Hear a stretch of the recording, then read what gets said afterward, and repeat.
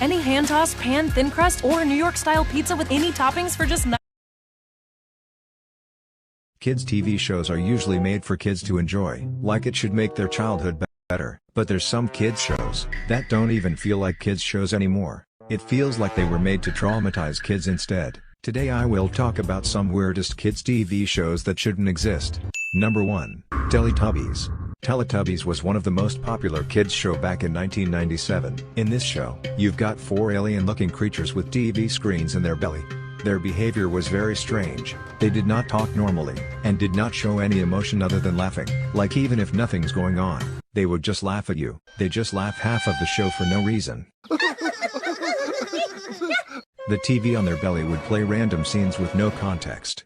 But that's not the scary part. Scary part is, there's a theory on the internet that says Teletubbies were based on 4 people who grew up in an asylum. They were isolated from the world. They wanted to live a normal life like others. The TV on their belly is their desires, showing random glimpses of outside world, the life they could never experience. We don't know if that theory is true, but why would they make such a weird show for kids? Like it is too surreal. It feels like a fever dream at this point. Number 2. Booba.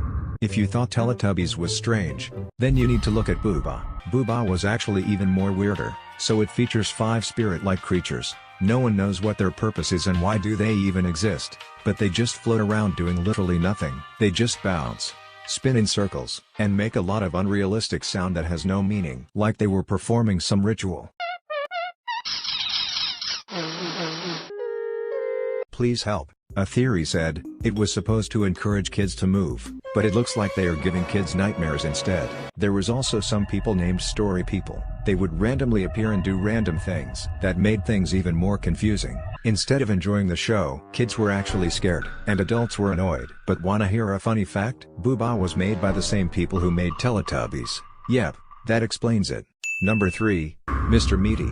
Mr. Meaty was a very weird show from Nickelodeon. It was so weird that it was considered as a mistake. The show was about 2 teens working at a restaurant, but the character design was so weird. They looked like puppets from my nightmares. I mean, come on, let them get some sleep.